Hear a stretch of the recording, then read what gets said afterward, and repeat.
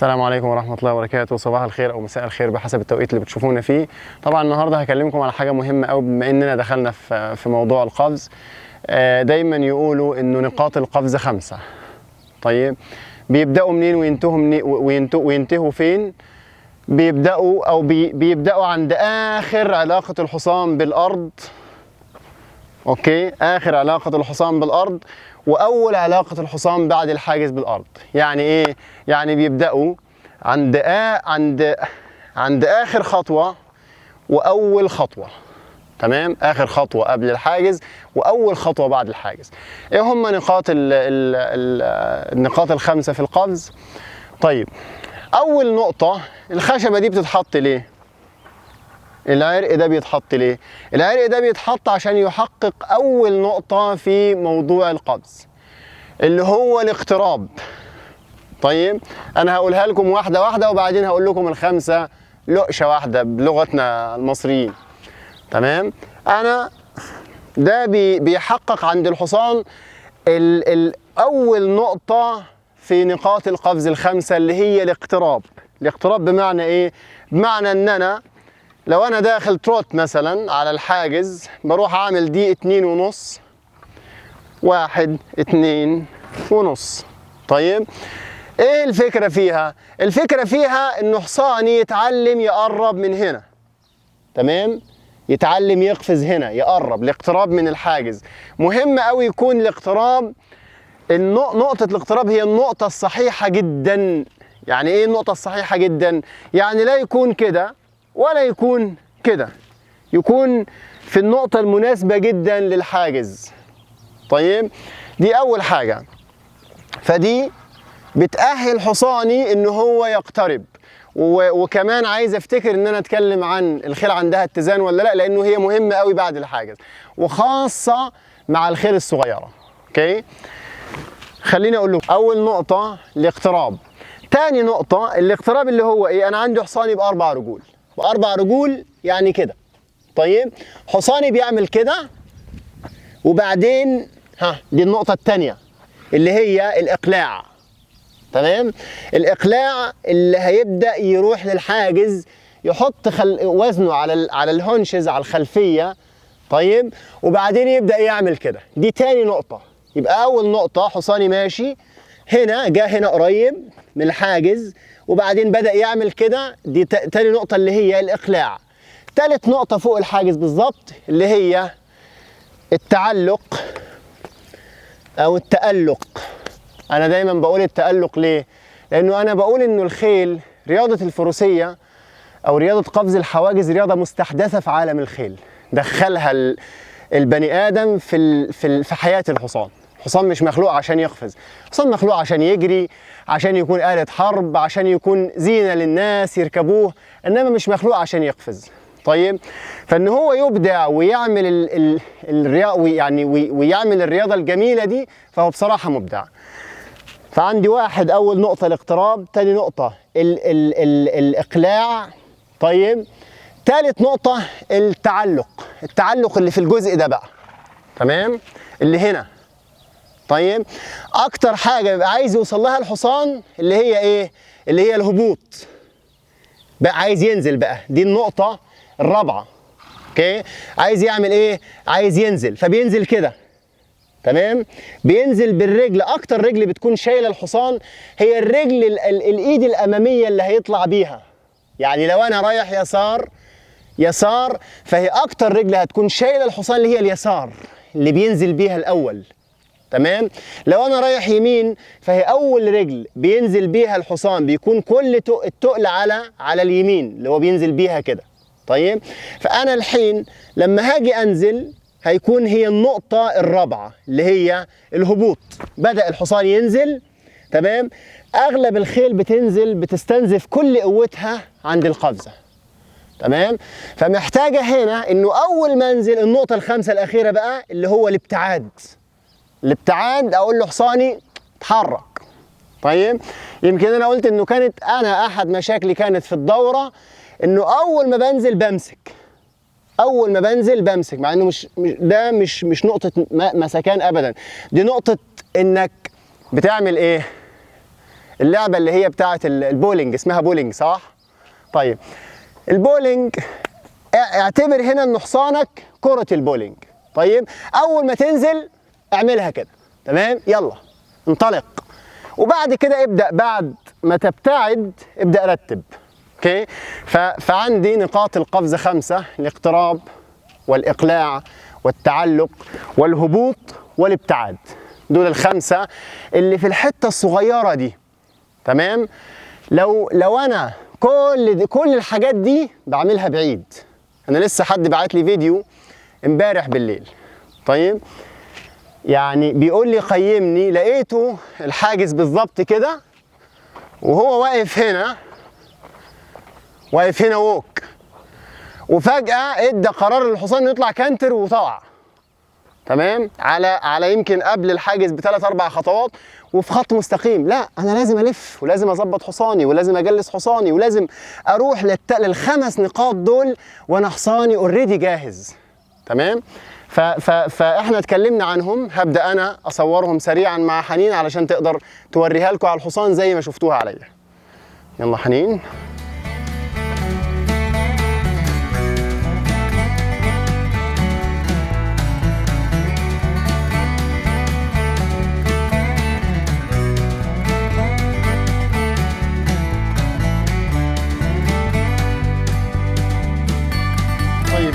شرحت النقاط ال5 للقفز، بس ما قلتش ايه اللي المفروض نعمل فيه في كل نقطة. وانا يمكن قلت ان كل نقطة تحتاج لها شرح. لما اتكلمنا عن الاقتراب هي اول نقطة. عايز اقول لكم حاجة، انه كل ما كان الحاجز واطي كل ما قربت منه. طبيعي. يعني انا لو نيمت الحاجز ده مثلا ارتفاعه متر، هتطلع قبل الحاجز بمتر. طيب لو انا هطلع من هنا كده، يا رب حنين تجيب الحته دي. طيب خليني احط الجراوند لاين على النقطه اللي انا هطلع من نفس الارتفاع ده كده، النقطه اللي انا هطلع منها. تمام؟ طيب انا هطلع من هنا كده على الحاجز ده، من هنا كده هقرب. هقول لكم ازاي نحل مشكله القرب وازاي اقرب اصلا. طيب لو الحاجز ده، حنين انت جايبه ارتفاع الحاجز.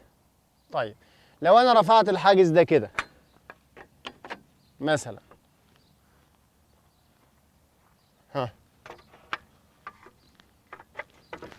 هل اقدر اطلع من هنا؟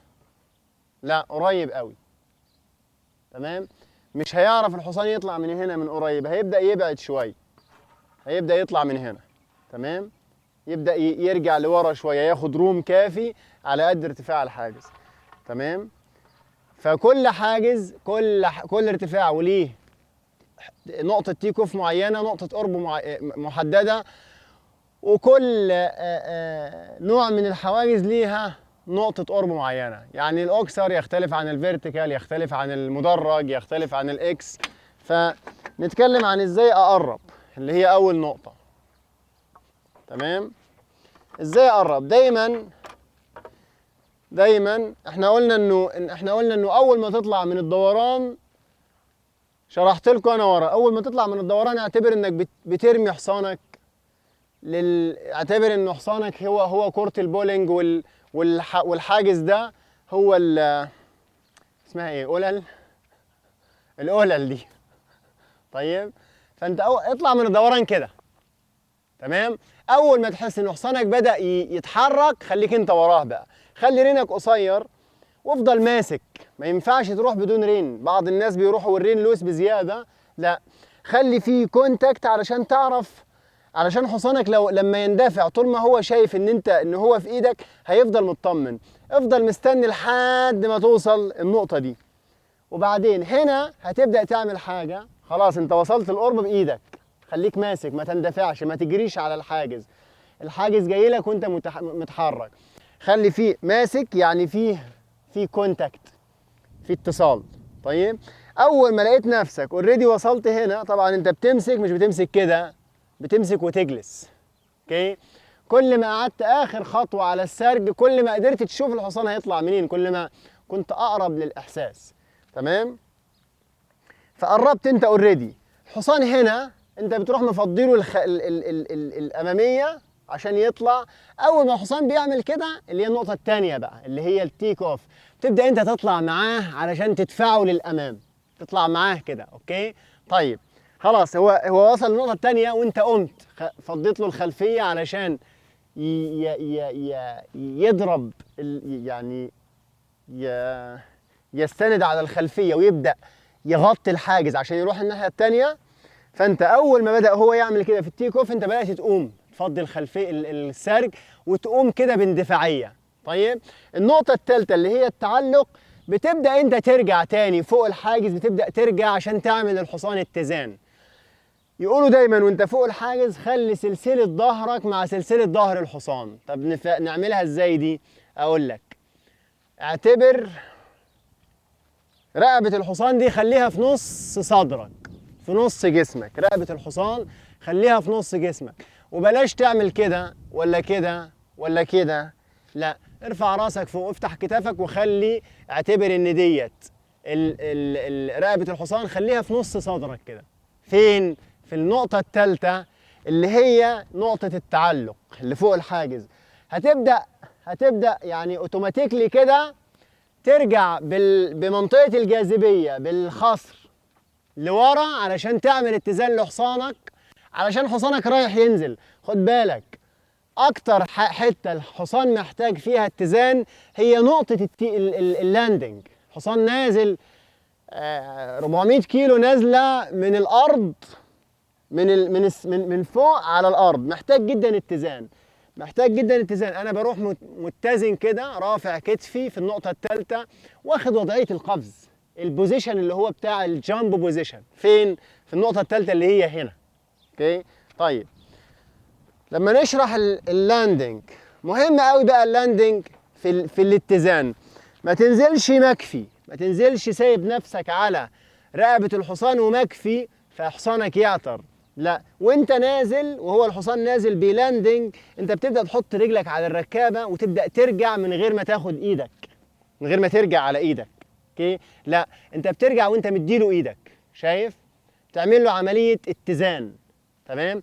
لان هو بينزل كده. احنا قلنا ان الخيل الرجل اليد اللي بتنزل على الارض الاول هي دي اللي بتكون فيها كل التقل. يعني لو انت عندك حاجز يسار فبتنزل يسار، اليد اللي بتلمس الارض الاول كده دي بيكون فيها كل التقل. فانت بتبدا تعمل كانك بتحضن حصانك كده وبتقول له لا اتزن انا معاك، ما بتملش. اي حركه من الفارس على قد ما هو احنا جسمنا يعني جنب جسم الخيل ضعيف، بس اي حركه من الفارس ممكن تخلي الحصان يختل توازنه تماما.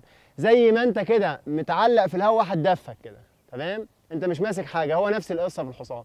يعني لو واحد جه هنا وقف هنا والحصان طاير في الهواء عملوا كده، الحصان ممكن يختل توازنه يطيح لانه متعلق. اوكي؟ الحصان وهو نازل ايه المطلوب بقى منك هنا؟ انت اوريدي رجعت بجسمك وعملت اتزان فوق الحاجز وبدات تعمل الحركه دي، وانت راجع ابدا اديله ايدك، اديله ايدك وابدا اسند بايه بقى؟ بجسمك. طيب بجسمك. لما ينزل قلنا بقى التوجه بعيدا اللي هي دي، تحرك. تمام؟ اول ما ينزل الحصان تروح انت مديله ايدك وتروح حاطط رجلك علشان تتوجه بعيدا، يعني تطلع من النقطه اللي هو هيبدا فيها من الزيرو دي. خلاص؟ هو استنزف قوته في القفزه. سيبكم من الخيل اللي هي بتندفع بعد الحاجز، ده مش اندفاع قوه. طيب الحصان اللي هو بعد الحاجز بيجري، ده مش اندفاع قوه، ده اندفاع غشم.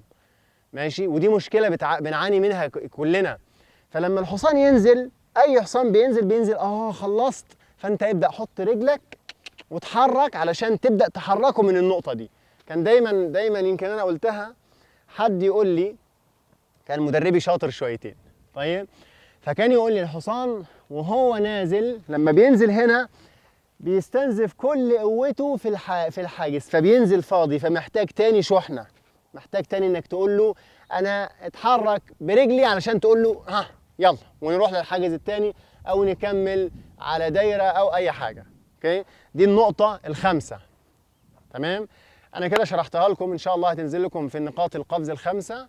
شكرا جزيلا والسلام عليكم ورحمه الله.